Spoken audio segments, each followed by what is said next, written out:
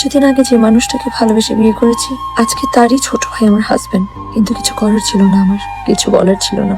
যখন আমি ভেবেছি যে ঠিক আছে এবার কোনোভাবে সংসারটাকে গুছিয়ে নিই, তখন দেখলাম সেও আমাকে ছেড়ে দিয়ে তার জীবনটা গোছাতে চায়। এখানেও তো আমার কিছু বলার নেই, কিছু করার নেই। কিছু কিছু মানুষ পৃথিবীতে আসলে কিছু পেতে আসে না। আমি হয়তো বা ওই মানুষগুলোর ভিতর একজন। I'm really sorry, আসলে আমার আজকে একটু ঘুম থেকে উঠে দেরি হয়ে গেছে, তো সেজন্য নাস্তাটা বানাতে একটু লেট হয়ে গেল। প্রবলেম নেই, আমি একটু বেরোচ্ছি। আপনি প্লিজ না নাস্তাটা করে যান। আমি একটু রাশ আসতে এখন বেরোতে হবে, খাবো না। 2 মিনিট লাগবে বসে নাস্তা। কথাটা কেন বুঝতে পারছেন না? আমার যদি ক্ষুধা থাকতো আমি নিজেই খেয়ে নিতাম, প্লিজ।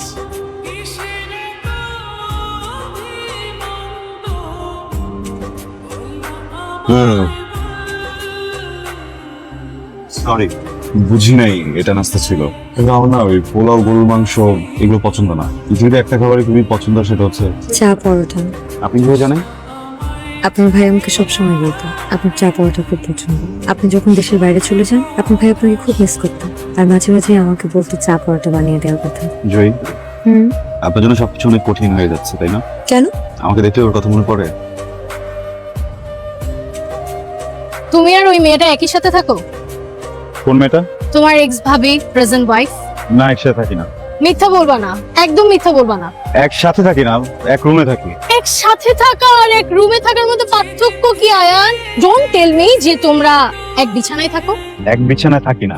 দেখো, আমাদের আসলে এক রুমে থাকারও প্ল্যান ছিল না। আমি রাতে রুম থেকে বের হলেই বাবা অনেক কোয়েশ্চেন করে বসে, কিছু করার থাকে না। ও নিশ্চয়ই নিচে থাকে, তো নিচে থাকারই কথা, ও নিচে থাকে না?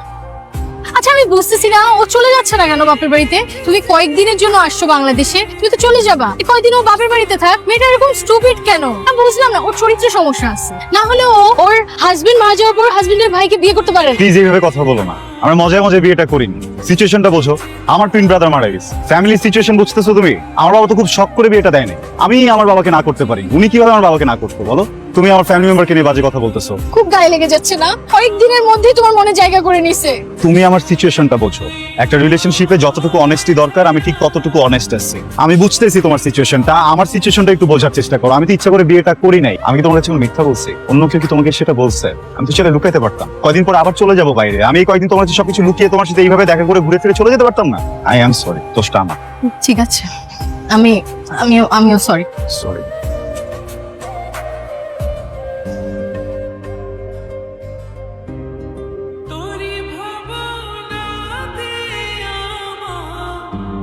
এক্সকিউজ মি, আপনি প্রত্যেকদিন কেন এখানে এভাবে অপেক্ষা করেন বলেন তো? হ্যাঁ, আপনার মতো খেয়ে দিয়ে শুয়ে পড়লেই তো হয়। আপনি এখানে থাকেন, এটাও তো আসলে বাসার কেউ দেখলে এখানে জীবনের তো কোনো মানে হয় না, হয়? জিমাবে না তো কি করবে? বিয়ে করেছো, এখন সংসার গোছাবে, তা না? কি শুরু করেছো তুমি? এটা কোনো কথা? এটা কোনো সিস্টেম? সরি বাবা। এখানে তো সরি বলার কিছু নেই। সংসারটা সুন্দর করে গোছাবে, কিভাবে ভালো থাকবে সেই চেষ্টা করবে। রাত করে বাসায় ফেরো। তোমার বউ ঝিমাবে না তো কি করবে? ও ভদ্র ঘরের মেয়ে, এই জন্য ঝিমায়। ফাতরা টাইপের মেয়ে হলে ঘরে গিয়ে ঘুমাতো। কি ভাই তুমি শুরু করেছো? এই, তোমার কি হয়েছে? ছেলেটার সাথে এই ধরনের ব্যাপার করতেছো কেন? ছেলেটা আমার কতদিন পর দেশে আসছে, বন্ধু বান্ধবের সাথে একটু সাক্ষাৎ করতে দেরি হয়ে গেছে। না, দেখা করে রাত করে বাড়ি ফিরবে কেন? ওর ঘরে বউ নেই? আরে বাবা, ঠিক আছে, সব ঠিক আছে, তুমি একটু শান্ত হও। বাবা, তুমি রুমে যাও।